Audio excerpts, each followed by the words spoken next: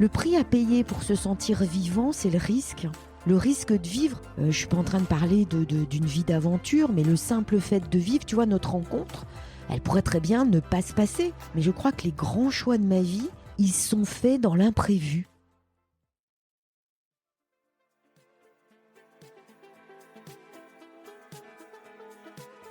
Hello, moi c'est Victoria, une éternelle optimiste qui tente de placer l'émerveillement au cœur de l'écologie. Chaque semaine, je tends mon micro jaune à une personne qui m'inspire pour poser mes questions sur ce qui fait nos vies.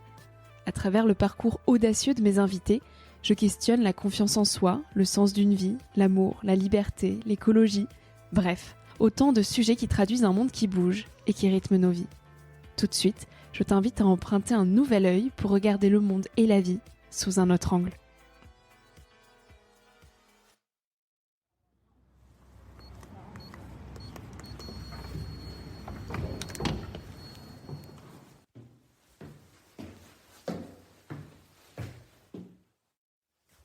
Non, mais en fait, les travaux, ils laissent souvent une belle. Je leur ai déjà dit de pas le faire. T'as dit bonjour, toi? Ah oui, Ouais. il m'a accueilli, il ou elle? Elle. Ah, On est au courant. T'as dit bonjour? oh. Oui? Ouais, d'accord. Ce bureau est incroyable. Ouais, Vraiment il le prend bureau toute la place. d'écrivaine, j'adore. Ouais, il prend toute la place. C'est vraiment pas fait pour recevoir chez moi. Hein.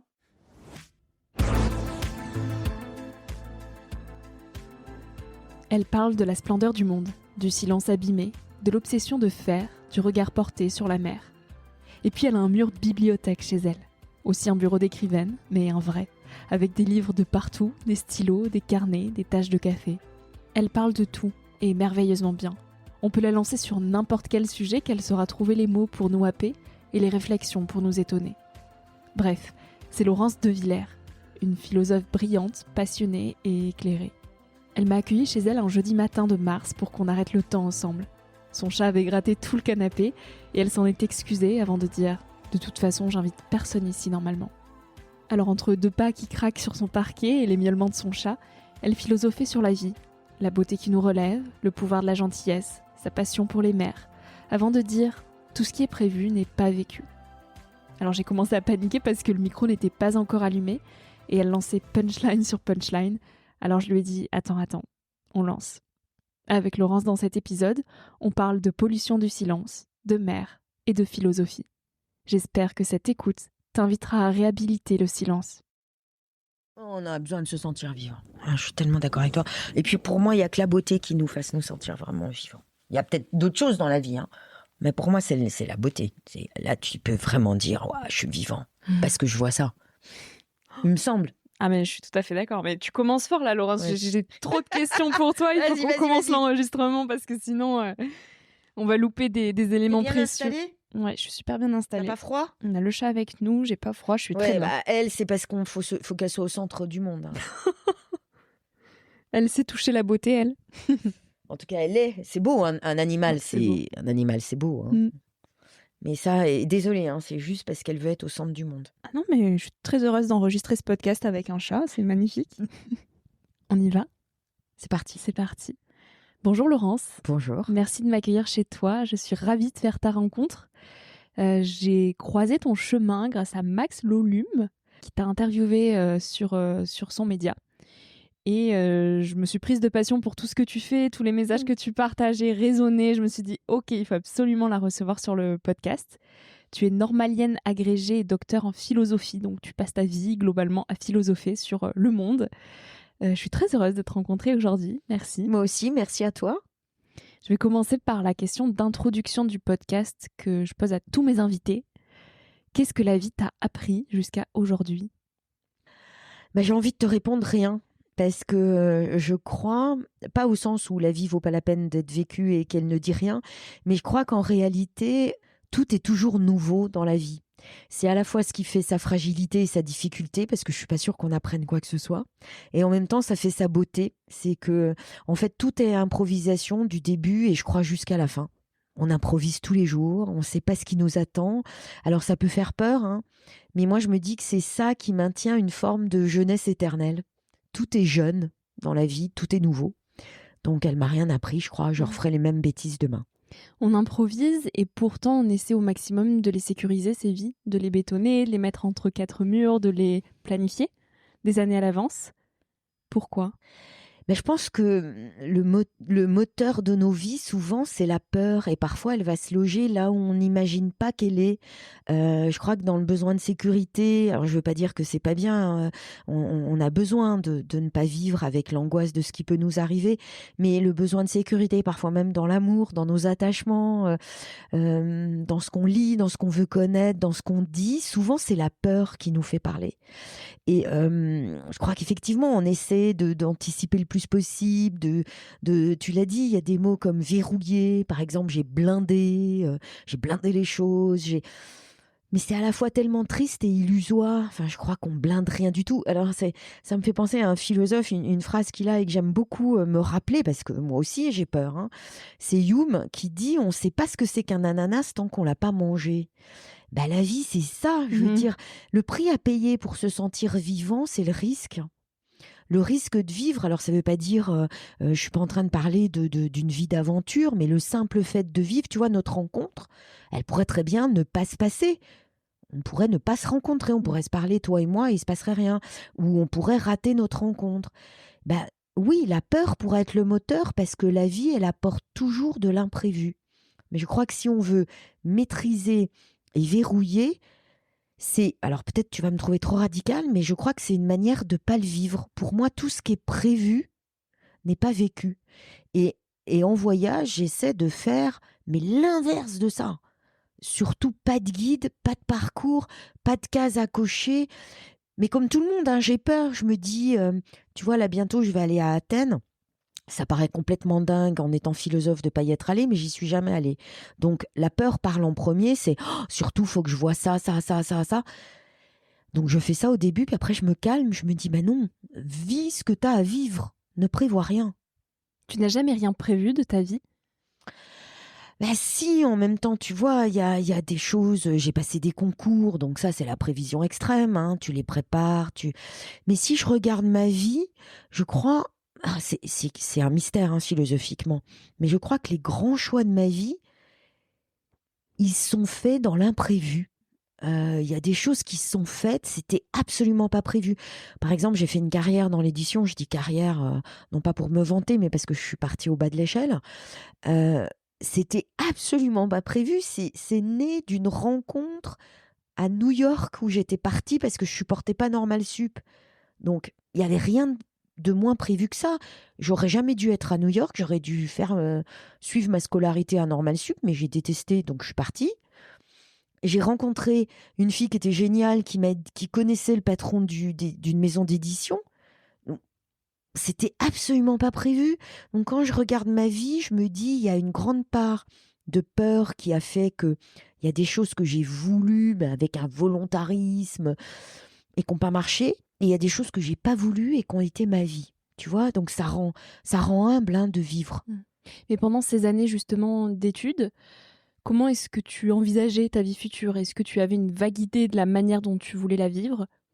Oui, quand j'ai rencontré la philosophie, alors je l'ai rencontrée jeune parce que j'ai lu de la philo, j'ai lu Ainsi parlait Zarathustra très jeune. J'ai rien compris, hein. Attends, j'ai rien compris. Mais je me suis dit, ah non, mais ça, je vais le faire toute ma vie. Tu vois, j'avais 15 ans. Je m'en souviens, hein, c'était un été. C'est à 15 ans que tu as rencontré la philosophie? Ouais, j'ai lu Ainsi parlait Zarathustra de Nietzsche et je me suis dit, ça ressemble à rien de ce que j'ai lu. Si un jour je veux faire ça à longueur de journée, je serai heureuse. Et puis après, j'ai eu ma classe de terminale. Mon prof de terminale est un ami. On se parle toujours. Et j'ai été, mais enfiévrée, hein. Je tenais pas assise sur ma chaise en cours de terminale. C'était... donc, dès la terminale, en tout cas, j'ai dit, moi, je veux faire de la philo. C'était sûr pour toi? Ah, c'était sûr. Ça n'a pas fait un pli. Je veux faire de la philo parce que ça me remplissait tout entière. Je peux pas te le dire autrement, hein. Ça me remplissait. Tu vois, comme un vase, s'il n'a pas d'eau, c'est pas un vase, quoi. Il prend la poussière. Bah, moi, quand j'ai eu la philo, j'étais un vase qui a été rempli d'eau. Tu vois?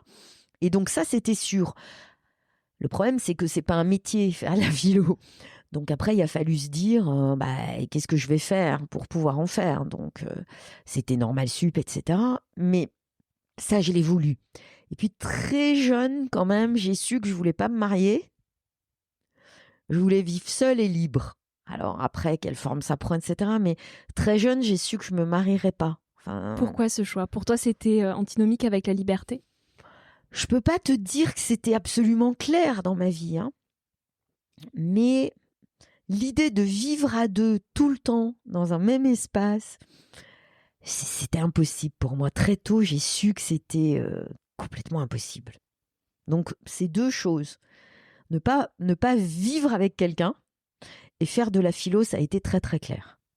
Et face à ces choix-là, comment est-ce que tu as reçu le regard des autres, de sorte à ce qu'ils ne t'empêchent pas? Parce que c'est vrai que c'est des choix quand même assez en dehors des clous, on va dire.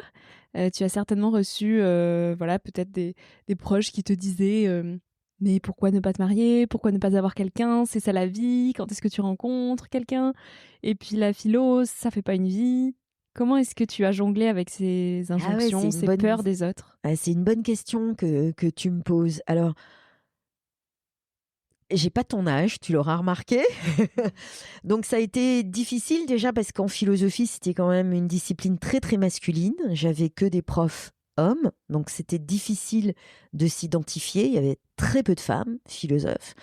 C'est difficile de faire un parcours où tu as l'impression qu'il n'y a pas eu des personnes comme toi, des femmes qui T'avais pas l'ont fait. d'exemple? Oui, j'avais pas d'exemple, donc c'était très peu en tout cas. Donc c'était difficile.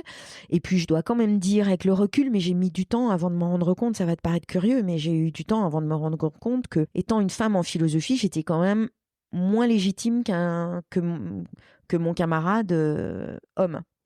Ça, je m'en suis rendu compte très tard, mais j'ai eu droit à des réflexions, à des manières d'être, de dire, de faire, où tu sens que quand tu es une femme et que tu fais de la philosophie, c'est quand même un peu moins sérieux que si tu es un homme. Vraiment. Et j'insiste, je m'en suis rendu compte très très tard, et grâce à mes étudiantes que j'ai là, et qui m'ont posé des questions sur le fait d'être une femme et de faire de la philosophie. Donc tu vois, c'est les dominations que tu peux subir, et je dis ça sans militantisme, c'est un constat dans ma vie, les dominations que tu peux subir, tu les intériorises au point de ne pas y réfléchir, tu vois.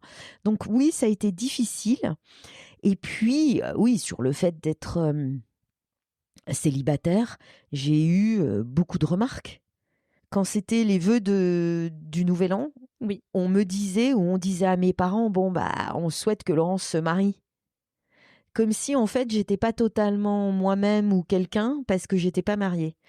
Ou pas complète. Pas complète. Comme quand on dit refaire sa vie quand on quitte quelqu'un, comme si on ne pouvait pas faire sa vie seule, qu'il manquait quelque chose. Ah bah totalement, totalement. C'était vraiment l'idée d'être une femme seule. Alors j'insiste, c'est-à-dire tu as raison, la solitude c'est vu de manière négative alors que pour moi ça a été un vrai combat. Et je suis une acharnée de la solitude, j'en ai besoin. C'était un combat, tu vois Ah ça ouais, comme un combat. oui, j'ai un combat. Depuis toute petite, j'ai vraiment besoin d'être seule. C'est un combat, c'est une conquête. Moi, j'ai toujours l'impression de conquérir ma solitude sur la multitude. Donc, et c'est un combat de la liberté pour moi. On est vraiment libre quand on est seul. C'est plus difficile d'être libre avec d'autres.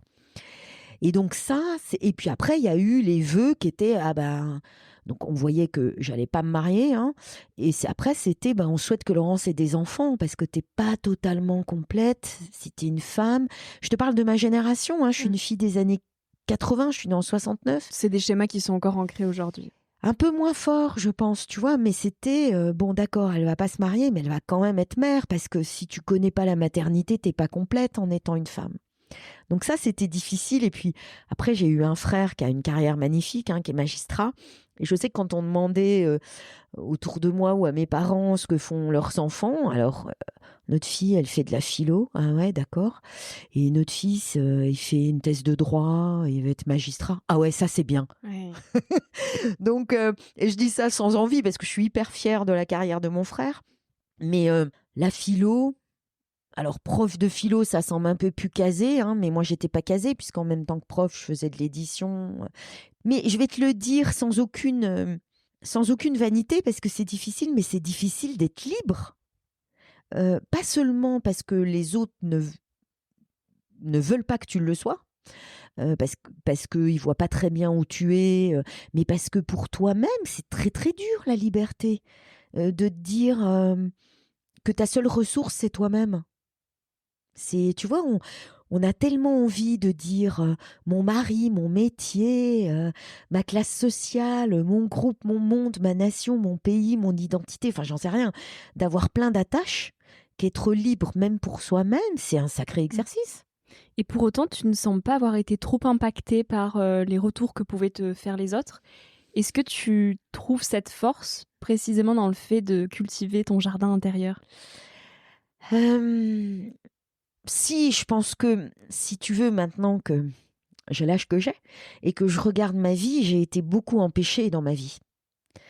C'est le fait d'appartenir à aucune école d'une certaine façon. Je ne suis pas déférente, je ne suis pas courtisan. J'arrive pas à cultiver mes réseaux, tu vois, à être courtisan. Vraiment. Et dans le monde social, il faut beaucoup courtiser. Donc ça, le fait que je ne l'ai pas fait et que j'ai pas voulu le faire, hein, déjeuner avec un tel, entretenir tes relations, oui, j'ai été empêchée dans ma vie. Beaucoup. Et ça a été une blessure, c'est encore une blessure, tu vois, de ne pas avoir obtenu le poste que je pense que j'aurais dû obtenir à l'université, parce que j'avais tout coché pour l'avoir. Oui, c'est une plaie ouverte, mais je pense qu'on m'a fait payer le prix d'être libre, de pas rendre hommage suffisamment à d'autres. Donc, oui, ça m'a touchée, ce sont des blessures, mais je crois que si je suis honnête, je dois dire que on m'a fait payer le prix parce que j'ai pas voulu le payer. Je me suis pas moulée. Mais vraiment, même toute jeune, hein, je faisais jamais ce qu'on me demandait de faire. Donc à un moment donné, bah ouais, faut l'accepter, il faut payer le prix soi-même. J'étais très très rebelle, hein. C'est une forme de résistance aujourd'hui de justement ne pas se mouler dans une société où on nous pousse de plus en plus à être uniforme. Ah oui, ah non, mais là, absolument. Enfin, moi, si tu veux, la chose que je voudrais pas perdre dans ma vie, c'est cette liberté, hein. Je suis prête à céder plein de choses, mais pas cette liberté. Et c'est curieux parce que d'avoir été si à contre-courant, tu vois, voyager seule, privilégier le silence, ma vie intérieure, être célibataire, ne pas vouloir d'enfant, ça semblait complètement à contre-courant dans mes années. Et maintenant, c'est presque à la mode. Oui. Donc, je me dis qu'en fait, Tu t'es précurseuse. J'en sais rien, mais en tout cas, le fait d'être à contre-courant fait qu'à un moment donné, alors après ça passe, mais tu seras à la mode. Tu seras dans le bon courant. Bah ouais, et oui, résister, je te le disais, hein, moi c'est un combat, la solitude, parce que c'est un combat de la liberté.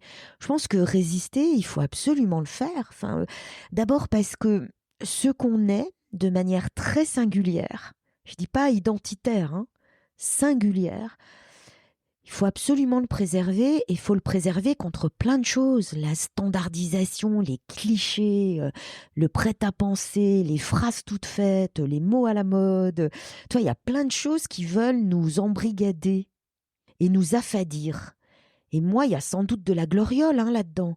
Mais je me dis que je vaux beaucoup plus que toutes les bannières qu'on veut me faire porter. Comment on fait pour la préserver, cette singularité ? D'abord, faut la connaître. Je pense qu'il faut te dire que ouais, t'es pas comme les autres. Tu n'es pas comme les autres. Et ne cherche pas à le devenir, parce que, tu vois, j'insiste en répondant à tes questions sur mon côté rebelle, mais j'ai voulu aussi ressembler à plein de gens. J'ai voulu croire que, à un moment donné, par exemple, à force de m'entendre dire « mais tu vas quand même te marier », et le fait que j'ai été demandée en mariage 2 fois aussi, et que j'ai refusé, bon, tu te dis « ouais, quand même, j'aimerais bien », ça fait rire mes amis, mais je leur dis que, oui, à un moment donné, j'ai nourri le rêve, mais qui n'était pas le mien, d'avoir un break avec plein d'enfants, un labrador et un mari. Mais tu vois, c'est pas moi. Donc, comment tu fais pour préserver cette singularité ? D'abord, tu apprends à la connaître et pas à avoir des désirs qui sont pas les tiens. Toi, tu as appris à te connaître très tôt.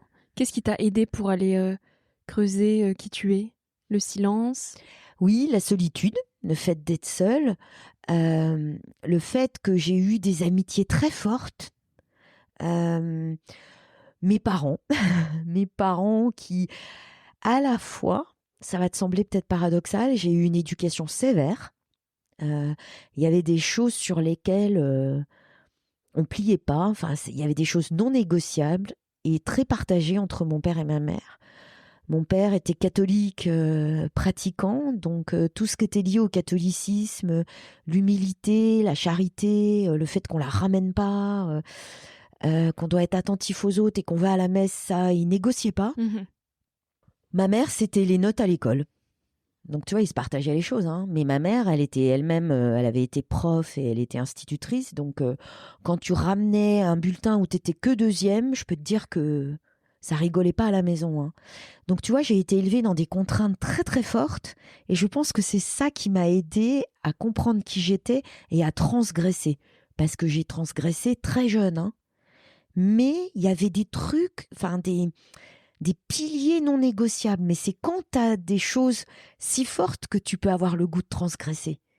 Et en même temps, ils m'ont laissé, tu vois, ils m'ont laissé partir en vacances très jeune, très tôt, toute seule sans eux. Ils m'ont laissé, par exemple, tu vois, à 7 ans, j'ai décidé d'être végétarienne. À 7 ans. Ouais, je m'en souviens, je suis à la cantine, j'ai crié, mais je criais beaucoup, hein, jeune. Je ne veux plus manger de viande. Donc on m'a puni à l'école, c'était une école pas du tout inclusive à l'époque, hein, tu te faisais pas remarquer. Donc on me punissait, évidemment je voulais pas manger de viande. Donc tu vois, à 7 ans, dans une famille absolument pas végétarienne, on m'a laissé être végétarienne, on m'a laissé piquer des crises de colère, on m'a laissé transgresser. Tu vois, tout en ayant une éducation sévère. Donc ouais, j'ai des parents, je pense, qui m'ont comprise. Ce qui compte quand tu veux cultiver ta singularité et ta liberté, c'est qu'il y ait des gens qui te comprennent. Et il n'y a pas besoin d'en avoir 10 000, hein. Mais dans mon parcours, il y a des gens qui ont vu, qui jettent. Tu vois, être vu par quelqu'un, c'est incomparable, ça. Quelqu'un qui t'a vu, qui t'a comprise. Il y a aussi une chose essentielle pour cultiver notre singularité, et du moins pour la reconnaître, c'est la place du silence. Et tu le chéris, ce silence. En 2024, tu appelais même à faire de cette année l'année du silence. Parce que pour toi, c'est lui qui permet l'écoute et c'est la seule façon de faire une place aux autres. Tu dis justement, rien ne se pense, rien ne se vit dans le bruit. Le silence est le premier acte de résistance, l'unique moyen, ou presque, de pouvoir affirmer « je suis, j'existe ». La plus grande violence de notre époque est d'avoir abîmé et interdit le silence. Ah oui, ça, alors là, ça c'est une conviction vraiment, et j'aimerais vraiment instaurer des zones de silence, et plus que cela, tu vois, un droit au silence.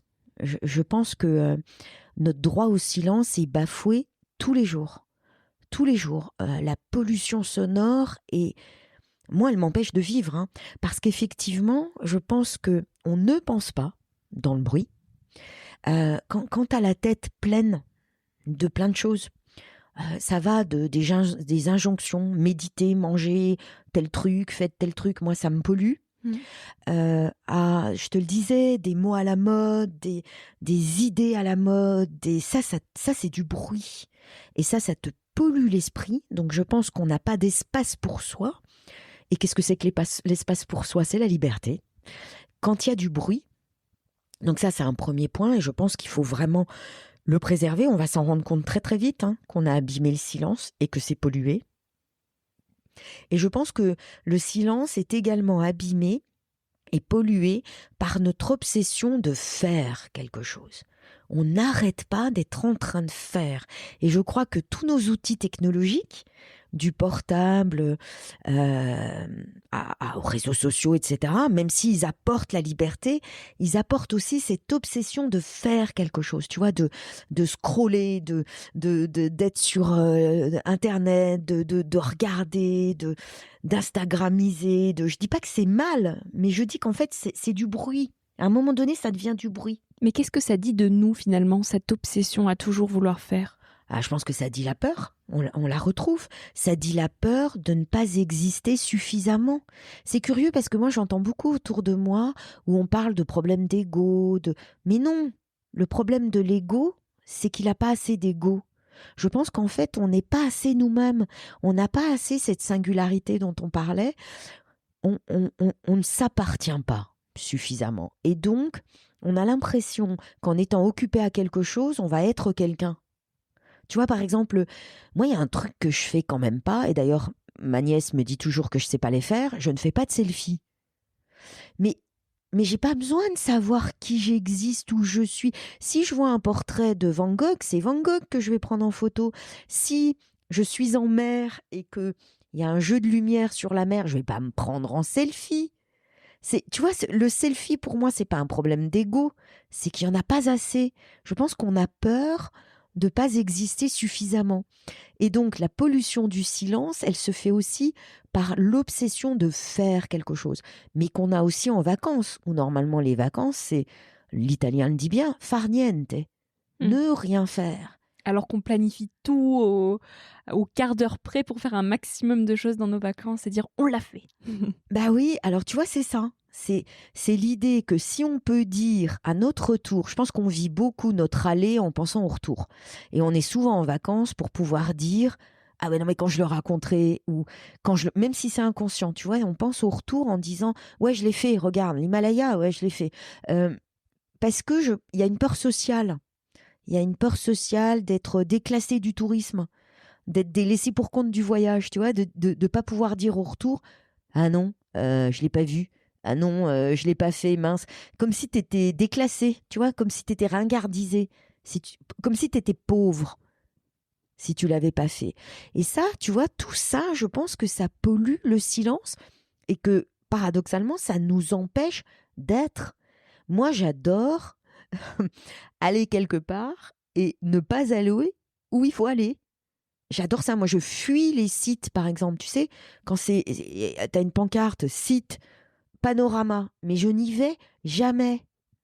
Parce que je trouve que ça markete le monde. Et pour moi, ça pollue. C'est comme si quelqu'un dans ma tête, ça pollue le silence. C'est comme si quelqu'un dans ma tête me disait, non mais va là, il faut que tu ailles là. Mais tu vois, en plus, on a tellement de contraintes et d'injonctions dans notre vie. Pourquoi s'en mettre en vacances? Moi, je comprends pas. Toi, tes vacances, c'est souvent d'aller en mer. Tu nous en parlais un petit peu tout à l'heure. Tu adores la mer, tu y vas souvent.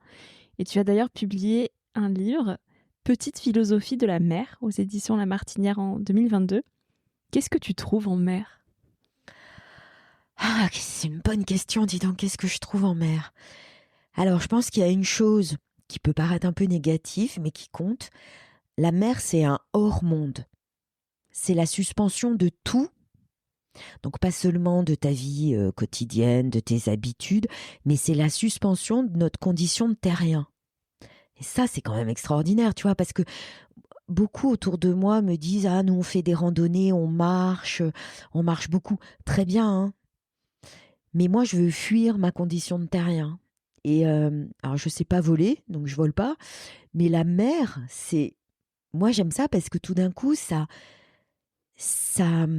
anéantit tout ce qui est mes habitudes de terrien, tu vois. Ne serait-ce que nager, t'es plus à la verticale, t'es à l'horizontale. Donc, tu l'auras compris, moi, j'aime beaucoup fuir, hein. Quand j'étais jeune, j'étais complètement fascinée par la fugue. Mais tu fuyais quoi finalement?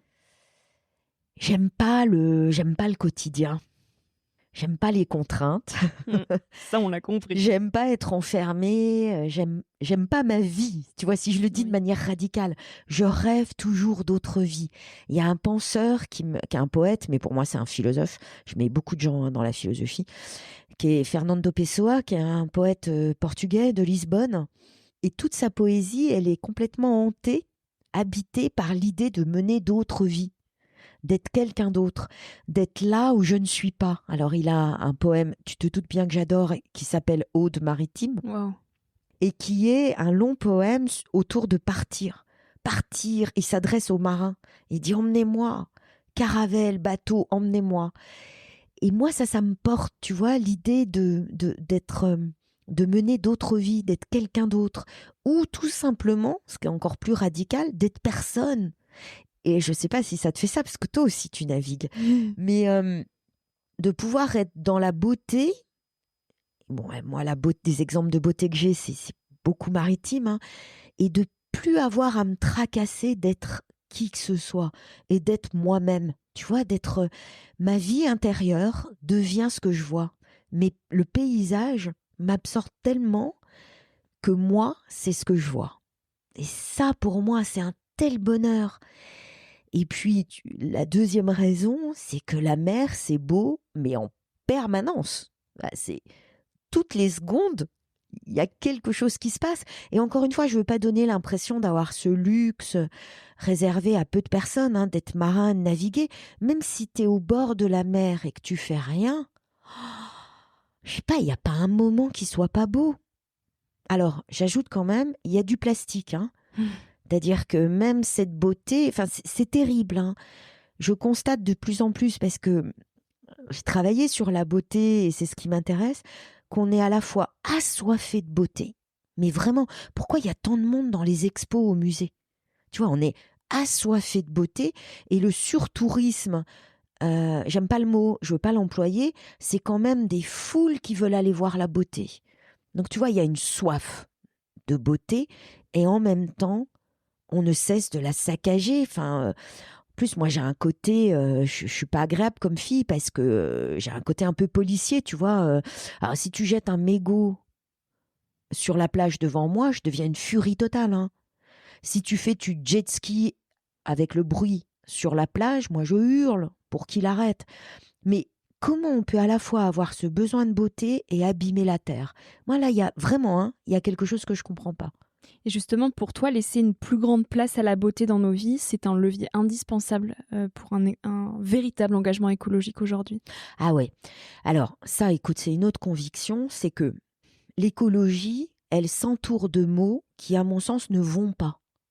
Le mot environnement, mais il va pas du tout, parce que ça veut dire qu'on est au centre et tout le reste, c'est du décor. Ça nous environne. Bah non, c'est pas vrai. Enfin, quand tu es dans la nature, dans des paysages, même s'ils sont transformés, hein, en mer, ils sont encore pas trop transformés. Mais tu vois très bien que c'est pas un environnement. Tu vois très bien que t'en fais partie. Enfin, tu es partie prenante. L'expérience esthétique, quand on la vit vraiment, on voit qu'on est dedans.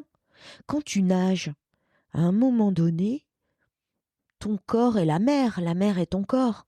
C'est ça l'expérience unique de la nage, hein, pour moi, qui est incomparable, hein. C'est que tu sais très bien que la nature, c'est toi. Toi, cette séparation nature-culture, faut arrêter de la monter en épingle, elle n'existe pas. Quand tu voyages, même tout près de chez toi, tu sais qu'à un moment donné, quand tu vois cette beauté, tu es dedans, elle est toi. Donc l'écologie, elle a des mots qui vont pas. Environnement, ça va pas. Sobriété, décroissance, mais ça fait pas envie. Je dis pas que c'est pas nécessaire, hein, de C'est clivant. s'interroger, mais ça fait pas envie. Alors que qu'est-ce qu'on a comme moyen pour aimer la nature et la préserver? Bah, voir sa beauté. Et alors moi, je mets tout, hein, dans la beauté. Donc c'est la beauté d'un arbre, de la mer, bien sûr. Tu vois, je dis dans mon livre, toi tu vas comprendre puisque tu es là. Il y a un chapitre, ça s'appelle La corneille sur le toit. J'allais pas bien du tout dans ma vie. Alors juste là, tu parles de ton dernier essai, La splendeur du monde, aller à la rencontre de la beauté. Et je te donne cet exemple parce que je veux pas donner l'impression que je suis allée au bout de temps. J'y suis pas allée. Je suis pas allée au bout du monde. La beauté, c'est être capable de la voir. Donc c'est pas l'exotisme, hein. Et tu vois, je raconte ce moment où j'allais vraiment pas bien dans ma vie. J'arrivais même pas à écrire et j'étais assise par terre, là. Tu vois, même Juste pas dans là, le canapé, Ah oui. là. Tellement j'allais pas bien, hein. Et un jour, il y a eu une corneille, tu vois, je donne pas sur des arbres et de la verdure, Ouais. je donne sur un autre immeuble et un toit. Et il y a eu une corneille, mais d'un noir, tu vois, il y avait du soleil un peu comme aujourd'hui, d'un noir, mais qui était comme laqué. On avait l'impression qu'elle était peinte, cette corneille, donc grosse, hein, sur un toit. Et le toit est rouge. Elle était comme agrafée sur ce toit rouge. Je l'ai vue et je me suis rendu compte que pour la voir, je m'étais mise debout. Et j'étais allée la voir. Et tu vois, c'est la beauté qui nous relève. Moi, elle m'a relevée. Et c'est vraiment pas loin, hein. C'est, tu vois, chez moi, en face, dans un paysage hyper urbain. Sur un toit. Sur un toit. C'est ça l'écologie pour moi. C'est ces moments rares, uniques, précieux que le monde me donne. J'en suis juste le dépositaire, hein.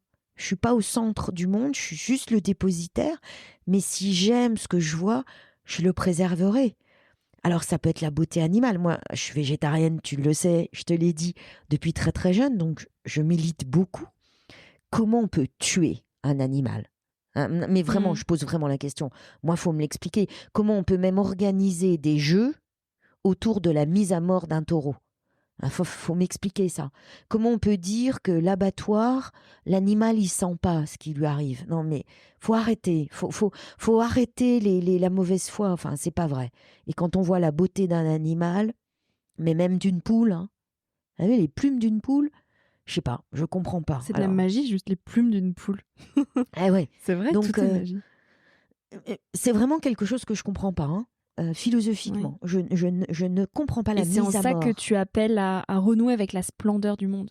Voilà. Et tu vois, j'ai cherché le mot et j'ai choisi celui de splendeur parce que la splendeur, c'est ni la beauté qui est signalée. Il y a des musées de la beauté. On le disait tout à l'heure, il y a même des sites de la beauté. Tu vois, je vais beaucoup en Norvège et on me dit « Oh, t'as vu cette montagne ?» Non. Mais tu vois, c'est signalé. Et puis, il y a le sublime qui est tellement beau, que ça t'écrase, tellement spectaculaire. Je te donne un exemple. Donc, comme je vais beaucoup dans ces pays du Nord, on me dit, est-ce que tu as vu des aurores boréales? C'est la question que j'allais te poser. Ah c'est un de mes rêves d'en voir. Ben, oui, j'en ai vu. J'ai pas une seule photo d'aurore boréale, parce que je photographie pas comme ça, je photographie la splendeur. Tu vas me dire, c'est quoi? Ben, c'est pas la beauté qui signale. C'est pas le sublime qui est tellement merveilleux, spectaculaire, grandiose. C'est cette corneille sur un toit. C'est tout d'un coup une beauté fugace, que discrète. Tu n'attends pas. Ouais, que tu n'attends pas, qui vient te saisir, qui est pas signalée. Donc tu peux passer ta vie sans les voir, hein, ces splendeurs. Qui tient dans un détail, une vibration, une couleur, un mot, parce que je fais pas de distinction, hein. La beauté culturelle, humaine, animale, naturelle, un mot, un geste, un sourire, un visage. Splendeur en latin. Tu sais qu'en philo, à un moment donné, on va te dire un truc en latin. Hein. C'est qui brille. Platon en parle, qui brille. Tout d'un coup, le monde s'allume. Tu le sais, tu as dû en faire l'expérience toi-même. Quand tu vois quelque chose de beau, tout d'un coup, tu as l'impression qu'il y a une lumière là, en toi et dans le monde. Donc, tu vois, moi, j'ai un carnet de splendeur, il est là sur ta droite, mais j'en ai 10 000, ils sont tous là, hein. Tu les vois, il y en a dans les placards. Il y en a énormément. Et tu notes toutes tes splendeurs. Tel jour, à tel endroit, j'ai vu une splendeur. Et ça, tu l'écris tous les soirs Ouais, j'essaie. Alors, écoute, j'essaie. Ça, c'est Nicolas Bouvier, l'écrivain voyageur, qui me l'a appris. À un moment donné, dans L'usage du monde, il dit, non, dans Poisson-Scorpion, un autre livre que j'aime énormément, il dit comment je vais faire basculer la journée en ma faveur. Et là, pour moi, ça m'a marqué quand il a écrit ça. Pour moi, c'est voir une beauté. Tu vois, ça peut être avant-hier. J'allais du côté de Saint-Germain-des-Prés et il y a eu un vol des tourneaux. Ça faisait comme des griffures noires sur l'église de Saint-Germain-des-Prés. Voilà, c'était ma splendeur du jour. Oui, j'essaie d'en avoir une par jour. Mais je ne vais pas la chercher, hein, t'as compris. Je ne veux pas la fabriquer, il faut qu'elle vienne me claque. Alors que les aurores boréales, par exemple, on va les chercher. Bah, certains voyagent même pour les voir. Donc oui, c'est spectaculaire, je vais pas faire ma snob, tu vois, je veux pas donner l'impression que c'est snob. Oui, c'est spectaculaire, ça fait même peur. Hein, oui ? Oui, parce que le ciel a des couleurs qu'il devrait pas avoir. Vert, par exemple. Le ciel, il n'est pas de ce vert un peu chimique même. C'est presque pétrochimique pour moi, les aurores boréales. Donc oui, attends, c'est spectaculaire. Quand on voit une, t'es waouh. Et t'as le réflexe de prendre en photo. Mais moi, j'essaie de prendre des photos avec le réflexe inverse. C'est pas le spectaculaire. Et alors peut-être je vais t'étonner, mais on parle beaucoup de nos jours de s'émerveiller. Et moi, je veux pas. Parce que je trouve que s'émerveiller, c'est encore demander au monde de m'épater. Demander au monde de me donner de quoi le prendre en photo. Demander à la planète d'être instagrammable.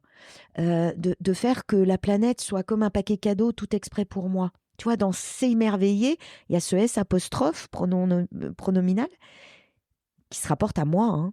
Mais moi, je veux pas voir pour l'effet que ça me fait. Je veux voir parce que c'est là. Tu vois, donc moi, je veux même pas chercher l'émerveillement. Je veux juste rendre hommage à cette beauté du monde. Laurence, on arrive aux questions de la fin de cette interview. Est-ce que tu te sens à ta place aujourd'hui ? Ah, quelle bonne question, dis donc, tu vois. Non. Non, parce que si je suis sincère avec toi, je n'ai pas eu ce pourquoi j'ai passé mes diplômes, par exemple, je te l'ai déjà dit, c'est une blessure. Je voulais vraiment avoir un poste à l'université pour la vie, être chercheur, et voilà. Donc je l'ai pas. Et en même temps, même si c'est douloureux, hein, parce qu'on veut tellement être à notre place, je suis heureuse de pas avoir de place. Et j'en veux pas. Je veux pas qu'on puisse dire Laurence de Villers, elle est. Je veux pas qu'on puisse dire où est Laurence de Villers.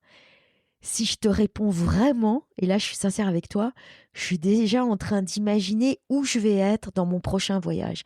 Donc je veux pas avoir une place, je veux être là où je ne suis pas.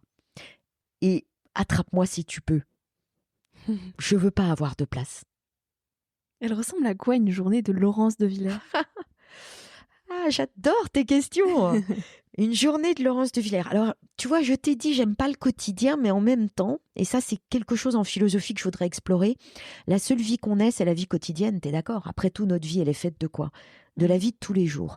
Mais moi, j'essaie toujours que cette vie de tous les jours, elle ait une intensité. La vie de Laurence de Villers, la journée idéale ou la journée... La journée type. La journée type. J'ai horreur de me lever tôt le matin parce que j'adore vivre la nuit. Parce que j'ai l'impression que j'ai fermé le rideau de la boutique, je suis là pour personne, t'as compris que ça me plaît, hein, je suis seule, en silence. Donc j'ai horreur de me lever tôt, j'ai horreur d'avoir des choses à faire, alors que j'ai un agenda, hein, j'ai des rendez-vous, et parfois c'est un vrai bonheur, comme le rendez-vous avec toi, mais voilà, j'ai du mal avec les contraintes. Ouais, j'ai du mal avec les contraintes, avec les rendez-vous, etc. Ma journée, c'est toujours essayer de grappiller un moment où je vais écrire. Alors j'écris mon carnet de splendeur, j'écris un cahier journal tous les jours depuis que je suis toute petite, depuis que j'ai 8 ans. Donc il faut que... Et puis j'écris des livres, j'essaie, des articles. Donc il faut vraiment que j'ai pu écrire dans ma journée, sinon j'ai une frustration énorme, hein. Ça me rend très très triste. Donc il faut que j'écrive, il faut que je lise. J'ai besoin de lire beaucoup, ça m'apaise. J'ai besoin d'être toute seule. C'est ma journée où vraiment il faut des grandes plages où je suis toute seule. Et j'aime bien être chez moi. C'est un peu un donjon, hein. C'est un peu terrible même. J'aime bien être entre mes 4 murs.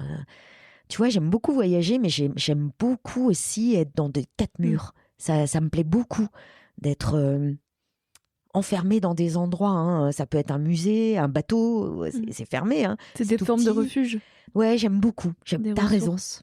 J'avais des cabanes petites. Ouais, t'as raison, j'y avais pas pensé. Ouais, j'ai besoin de refuge. Oui, c'est important pour d'autant mieux et plus explorer le monde après derrière. Ouais, tu m'aides à le comprendre, j'avais jamais compris. Et ça, c'est un fil rouge dans ma vie. Ouais. J'ai beaucoup eu de refuges, des cabanes.